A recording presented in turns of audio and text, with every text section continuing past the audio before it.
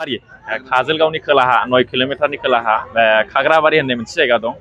बे जाहैबाय माने खाग्राबारि माइनाव जुबक संघा नैबे कमिटिया बे लटारिखौहाय माने बानायदों। खारना जाहैबाय माने बिथांमोननि जे बैसागु रंजालि बैसागु सेलिब्रेशना देग्लाय 50 बोसोर जाबाय आरोखि। फैयै फैयै 1974 आवनो जागायदों जाहैबाय। देग्लाय 50 बोसोर जाबाय। दा बिनि खुसियावनो बिथांमोना देग्लायनि रंजालि बैसागुखौ ओरैबायदि रंजा बाजा खुंनो सानदों। दा बेनिखायनो नैबे एसे माने एसे अनसुंथाइ जेन' मोनो बे लटारिनि दारै बेखौ बिथांमोना बानायदों आरोखि। बिराद गिदिर लटारिया माने फार्स्ट प्राइजआ नैबे स्टार बास आरोखि 38 लाखसो जागोनदां दामा जों नुफेरबावाखै। ओमफ्राय 15थासो मोजां प्राइज दं आरोखि। ओमफ्राय बेखौ आङो नुनानै बिराद गोजोनबाय। लबजोंनो आंबो बुक मोनसे लाबाय आरोखि। औ मेगनानो गासैनि गिरि आरोखि। बेनो गोजोन होयो, बेनो माने खुसि मोनहोयो। दा नोंथांमोनखौबो बयखौबो खावलायहरबाय। बिथांमोननि हेड काउन्टारा नैबे काजलगावआव जागोन। ओमफ्राय मोननै मिनि काउन्टार जागोन जाहैबाय खासिक'ट्रा बासुगावआवहाय। आं बिराद गोजोननाय मोनदों। आरो नोंथांमोनाबो लादो। बिथांमोननि मोनसेल' मथ'आ बेनो जेन' कालसारखौ आरो जे रंजालि बैसागुनि जे मोनसे गोदो जोंनि आजौ आजैनिफ्राय फालिबोनाय मोनसे फोरबो, बे फोरबोखौ बिथांमोना एखेबारे आब्रुथि गोनाङै गोजौनिफ्राय गोजौ मोजांनिफ्राय साबना हामसिन बिदि खालामलांनो बिथांमोना मिजिं थिदों। देग्लाय एखेबारे गोगोम गाजा गोमजा खालामथारगोन जाहैबाय आरो खालामबोगासिनो दङ। देग्लाय 50 बोसोर जाबाय बेनो आरोखि। गोबां मुभिफ्राव डायलग होबाय नोंथाङा दिनै गुसुं मोनसे नों गोसोआव थानाय डायलगखौ बुंनो। आंथ' मा डायलग होबावनो, रायजो राजा नुबाय थाखायो। आङो बेखौनो खावलायो आरोखि बयखौबो थैबा जोब्बाय बे बाथ्राखौ आङो जेरावखि थाङा मानो आं बुङो। मानसिफ्रा गोबां थाखा खामायनायाव बेस्थ', महर साजायनायाव बेस्थ', गोबां गावनि गोहोखौ बारा खालामनायाव बेस्थ'। नाथाय थैबा जोब्बाय, जेबो थांफाया आरोखि। बेनिखायनो आंनिब्ला माने ओरैबायदि दा माने मास्टार हौवाखौ सिख्लाफ्रा गोसोथोला। मानो गोसोथोआ? माने मास्टारफोरनि बेथना लिमिटेड जाहैबाय।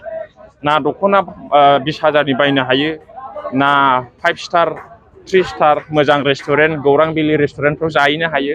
बिराद निरासा आरोखि आजिखालि सिख्लाफ्रा।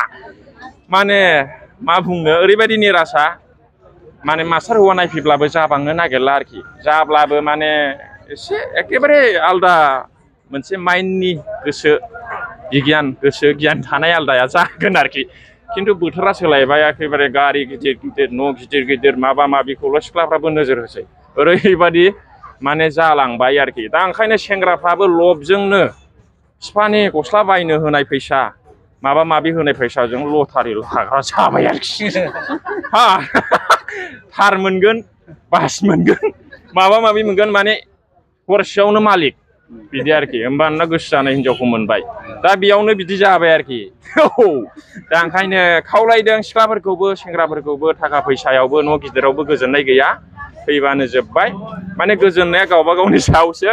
नोङो जुदि थाइबानि लाल साहाजोंबो उदै बुङोबा बै 500 थाखानि साहाजोंबो एखे खोथा, बेयाव खुनु डिफारेन्स गैया। दा बेनिखायनो बयनिसिमबो खावलायनाय थाबाय जेन' थाखा फैसायावल' गोसो होनानै, पावार माबा माबियावल' गोसो होनानै जेन' जिउखौ बिथायलाङा। माने आसल गोजोननाया गुबुनखौ हेफाजाब होब्लासो गोजोननाय मोनो। बेखौ आंखौ बुंनायखाय फाग्ला साननो हागौ, प्रेक्टिकेला फाग्लाखा होननानै। मालायखौ हेफाजाब होयोबा माबायदि गोजोननाय मोनो होनब्ला, जेनेबा नोङो गाव फाफि गुन्दाब्लाबो जेनेबा हेफाजाब होयोबा माबायदि गोजोननाय मोनो होनब्ला, जेनेबा नोङो गाव फाफि गुन्दाब्लाबो जेनेबा सोरबा बिबाय आरोनो नोङो 200 थाखा हरब्ला गावखौनो गोथार मोनफ्लांगोन आरोखि। मोनसिगौ जेनेबा सोरबा गरिबनो एसे अनसुंथाइफोर हरोब्ला एडमिसननि, न'नि माबा गाननाय जोमनायनि, ओइ समावसो गावखौनो गोथार मोनफ्लांगोन आरोखि नोङो। नों जेब्ला स्करपिय' 22 लाखनि टप मडेल बायगोन ना, बे समाव गोथार फिलिंआ फैया, बे समाव दुगा फिलिंसो फैयो। नै आंबो बायनो हाबाय, बे देखायनाय मुदा फैगोन आरोखि गोसोआव। बे गोजोननाय नङा, बे माने गोथार फिलिं, गोजोननाय फिलिंआ फैया आरोखि। जेराव गोथार थायो बेयावसो गोजोननाय थायोना। जेनेबा नों गाबोन 5 थाला बिल्डिं लुबाय, ओरैबायदि लुबाय टाइल्स आरोखि। बे समाव नोङो गोथार गोजोननाय फिलिं फैया।